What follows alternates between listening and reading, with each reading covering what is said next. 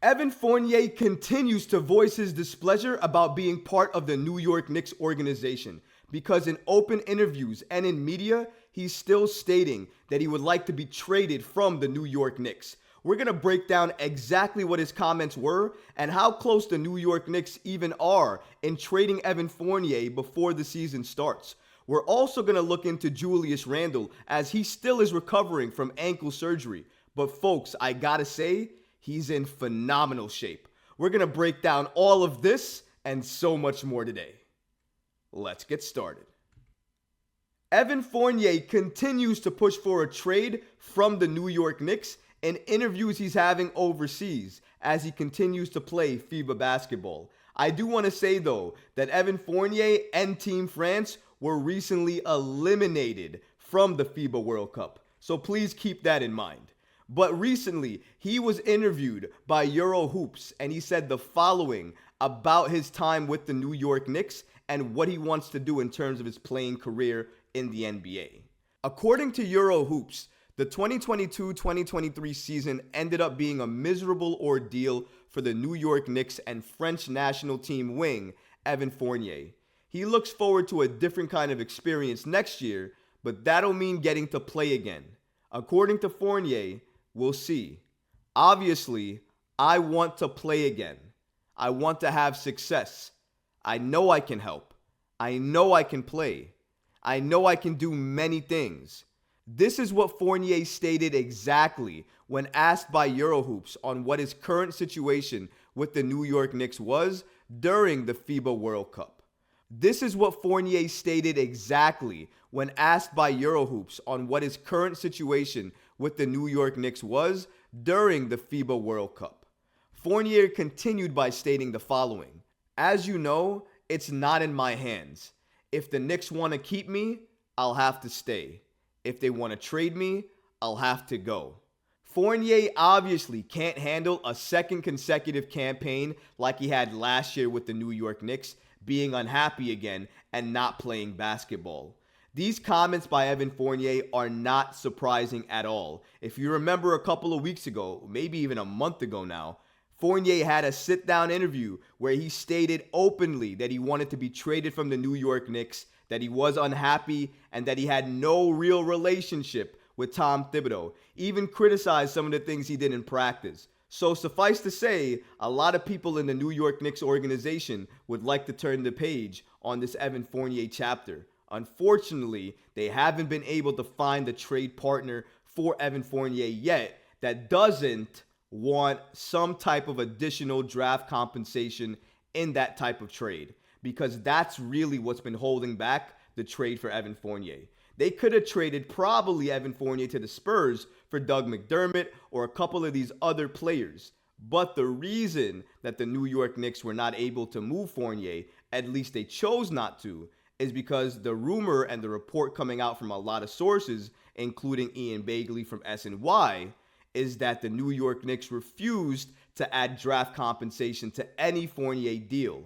And I love the New York Knicks for standing firm on that. But when you do that with a player that has no value because you didn't really play him last year, it's going to be very, very hard to move him. I know Ian Begley also hinted that the Knicks potentially could buy out Fournier. Here's why I don't think that's going to happen. His contract is still extremely valuable in any type of trade you're looking to do because he can make a lot of the money work. He's a salary filler. And he's an expiring basically because at the end of this season, you can waive him because you have a team option and you don't have to have him on your roster afterwards. So the Knicks are likely content with keeping Fournier at the moment because going into the season, what they have him now as, that won't change going into the season, going into the trade deadline. So they're probably thinking, hey, listen, if I can't move him now, I'll just do the same thing I did with him last season, and then hopefully I can move him by the trade deadline.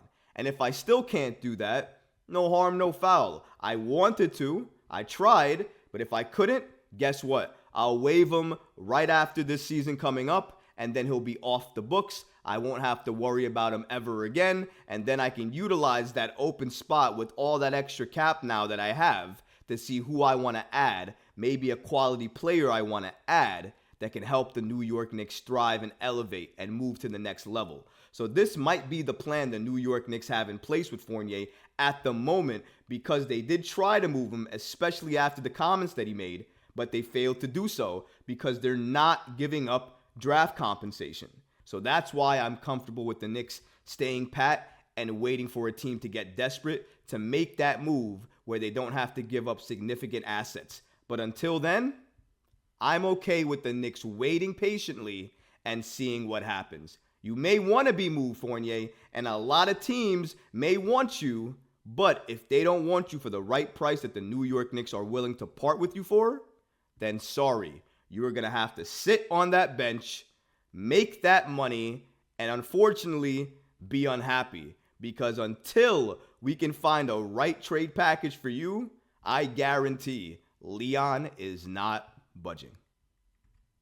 Julius Randle looks like he's in phenomenal shape.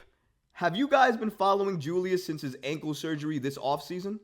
Because if you have, if you've been watching his IG, if you've been looking at what he's been doing with his trainer, he looks like he's in the best shape of his entire career. I know we say that each and every offseason, but it's not my fault that he makes it true each and every offseason. And if this video that I'm about to show you is any indication of the shape he's going to be in and the Julius Randle that we're going to get next season, he could be in store for another huge year with the New York Knicks. Roll this clip regarding how Julius Randle currently looks as he's training and working out for the New York Knicks this offseason.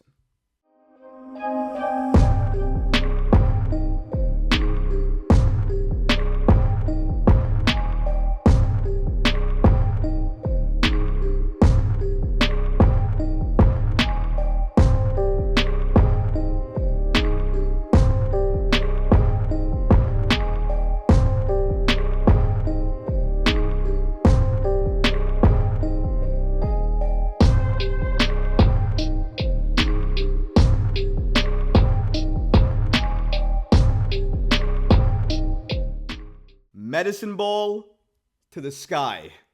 That was one of the main things I took out of that video. He took a medicine ball and flung that thing so high into the sky that you couldn't see it. It went out of view and then came back down a few seconds later. How high did he throw that? And how much does that medicine ball weigh? Julius Randle is a monster, bro. He is a phenomenal beast monster in regards to how he works out, what he does, and how he treats his body.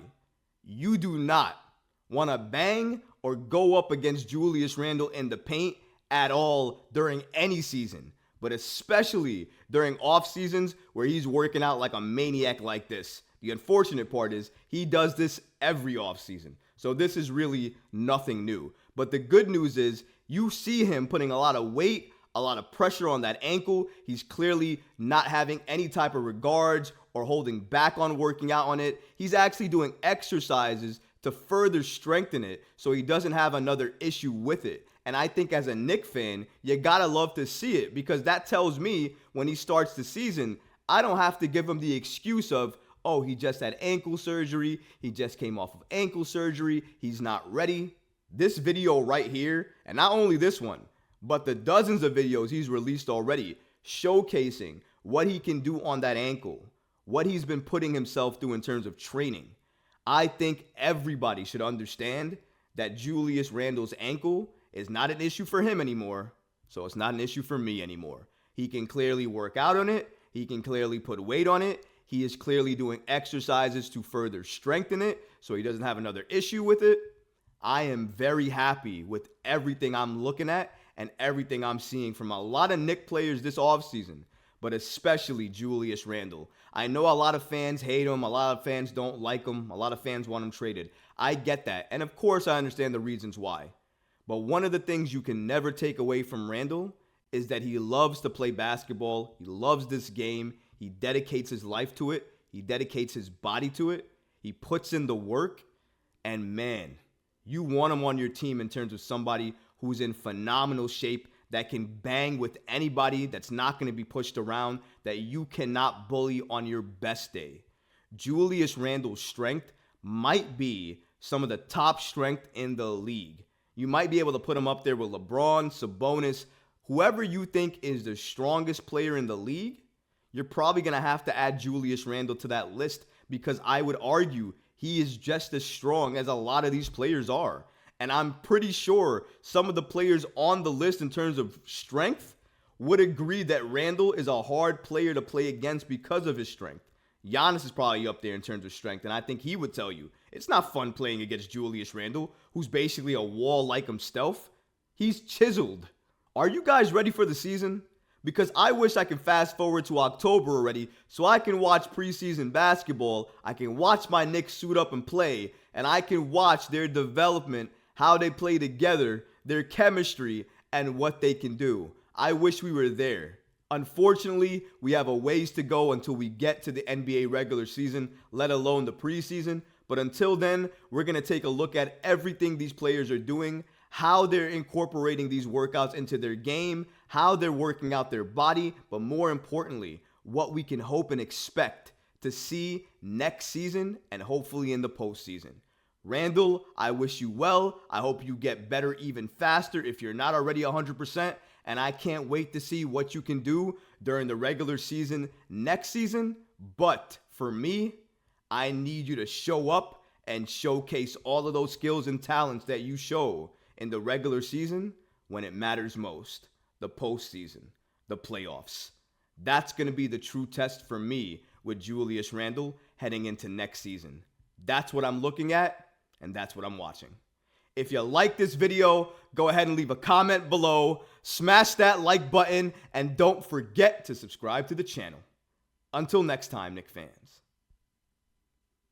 Peace.